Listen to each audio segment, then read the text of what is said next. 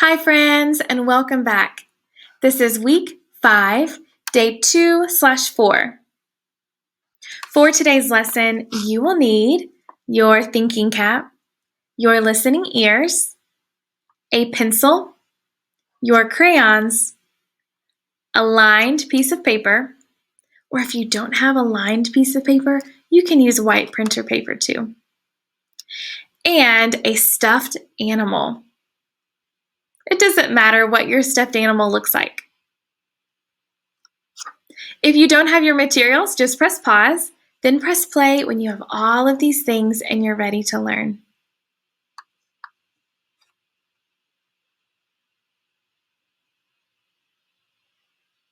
Okay, do you have all of your materials together?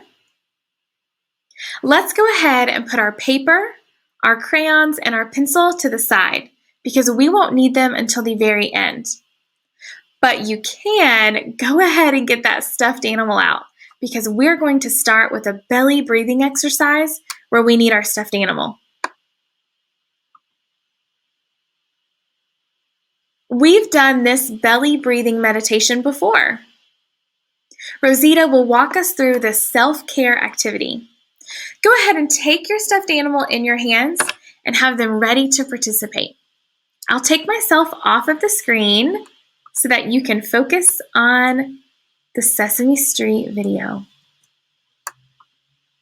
It's Monster Meditation! With Rosita and me, Andy. Rosita, it's almost time for school. Lista, you ready? Almost.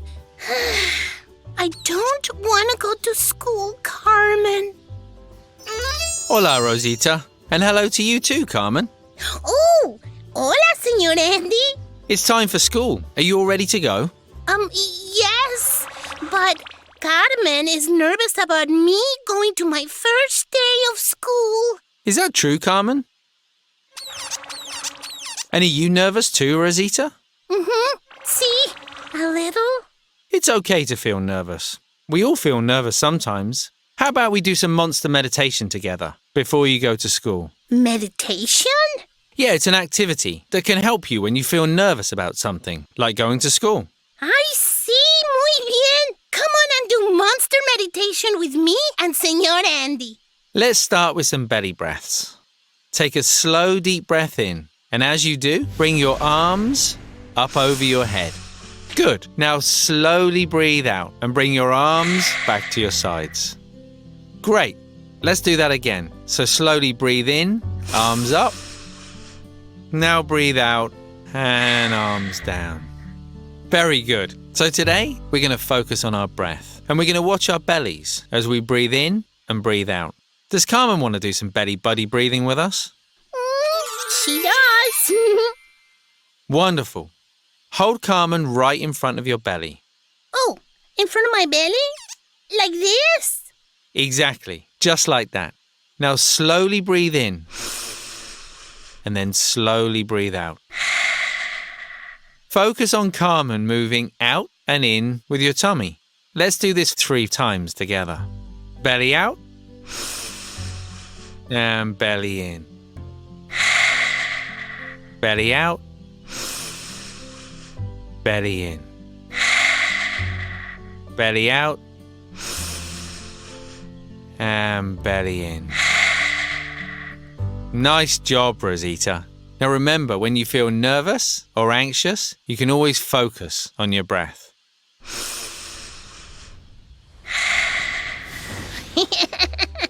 Great teamwork, Rosita and Carmen. How do you feel now? I'm still a little nervous, but I think I'm ready to go to school now. Gracias, Señor Andy. You're very welcome, Rosita. Ooh, and it sounds like the bus is here. What's the matter, Rosita? Oh, I forgot something. What did you forget? This. Adios, Carmen. Mwah. Gracias, Señor Andy. Adios, papi. Have a great first day, Rosita. Is there a time where you could use belly breathing at home or at school?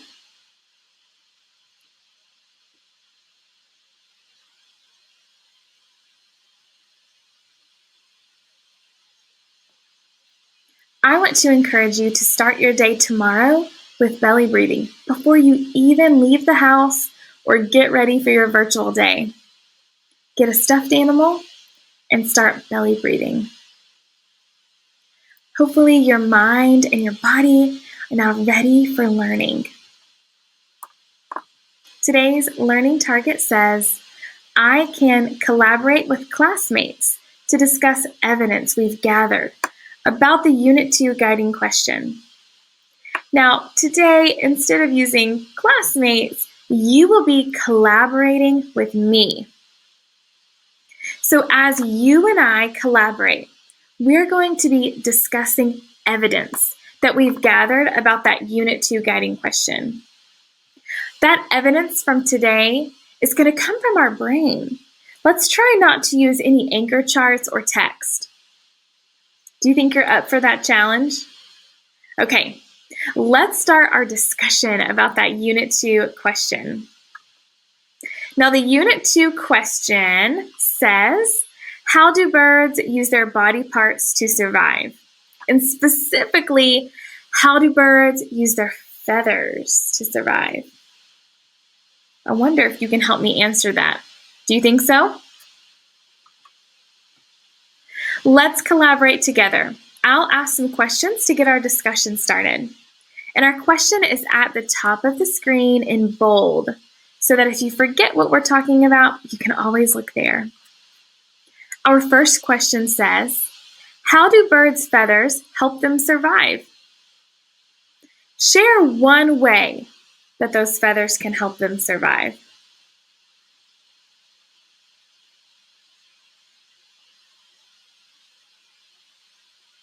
Good. Very good. I'd like to add on by saying that some birds even use their feathers like a sponge. They dip their bellies into the water and they fly back to their nest where the baby birds will suck on the feathers for water. And that helps the baby birds survive. It's interesting, isn't it? Our next question says, what do birds have instead of teeth?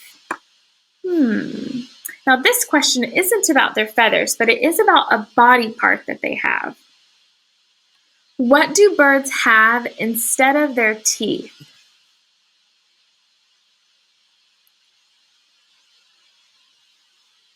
That's right. Birds have beaks. Show me your beak. Our next question says, what are some things that you think birds do with their beaks? What do they do with their beaks?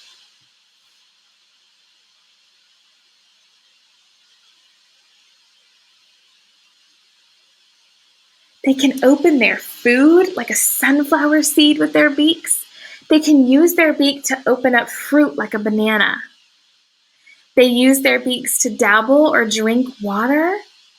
They use their birds to eat. They use their beaks to eat. They use their beaks to give their babies food. Those beaks are very useful. But do they have teeth inside of their beaks? No, they don't. Good job. Well done. You were able to answer all three questions about their body parts, especially this first one that really focused on their feathers. Let's keep our discussion going, but we're going to switch our topic just a little bit. We're still thinking about how do birds use their body parts to survive, but now I want us to think about collaboration and compassion. When you're discussing this Unit 2 guiding question, whether it's with me or your teacher at your school or your classmates or your peers, you have to use collaboration and compassion. Our first question says, how does showing compassion help when you're collaborating with your classmates? How does compassion help when you're collaborating with your classmates? I'll give you a moment to think, and I'll do some thinking too.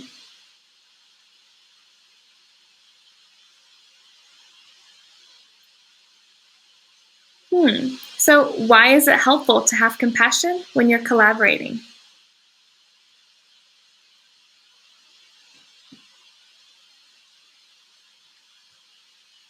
That's right.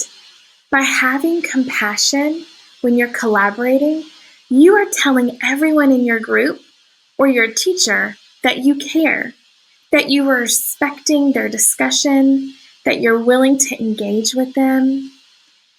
Yeah, good job.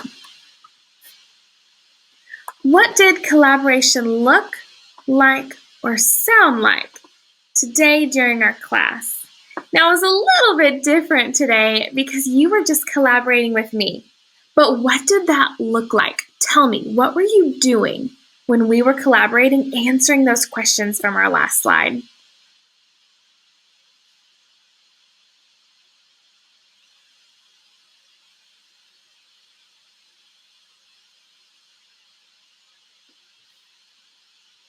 Just like we are now, we took turns and we try not to talk over each other, but it's hard on the screen.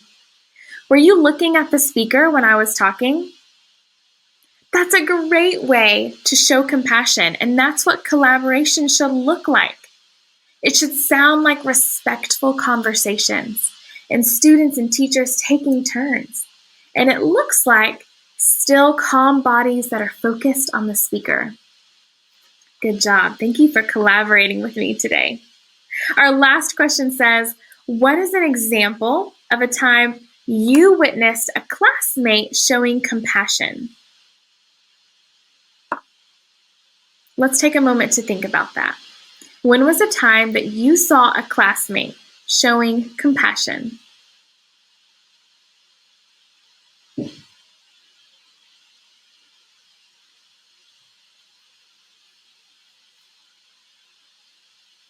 I'll go first so that you can have a little extra think time. Recently, when my students and I were doing virtual learning, everybody was on the gallery view of our Zoom meeting, and we were doing a little show and tell. Everybody wanted to share what they had, but we had to take turns. One student accidentally forgot to take turns, and he interrupted his friend. But instead of that friend getting mad and saying, "Hey, you interrupted me, you weren't taking turns and collaborating," he said, "That's okay, you can go first and I'll just wait." That friend was showing some compassion. He forgave his friend for interrupting and let him go ahead and finish his share. It's always nice when I see my friends showing compassion when we're collaborating in the classroom. Go ahead and share. When have you seen a classmate show compassion?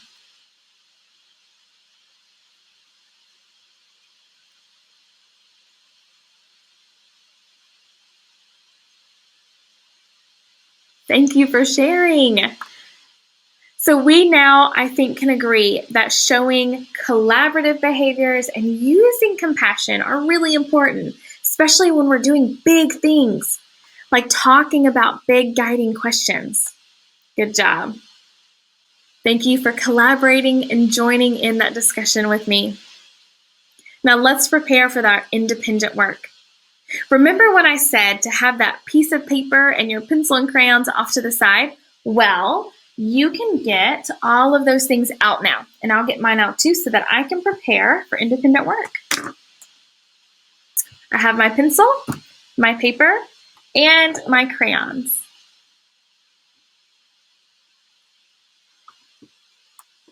Directions.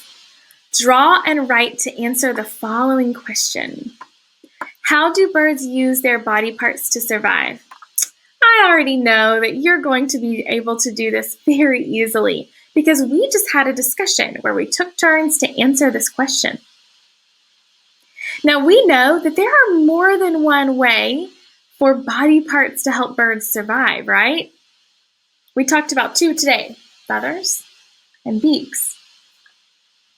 I'd like for you on your paper at the top to draw two boxes, and I'll draw them on my paper too. Draw two boxes.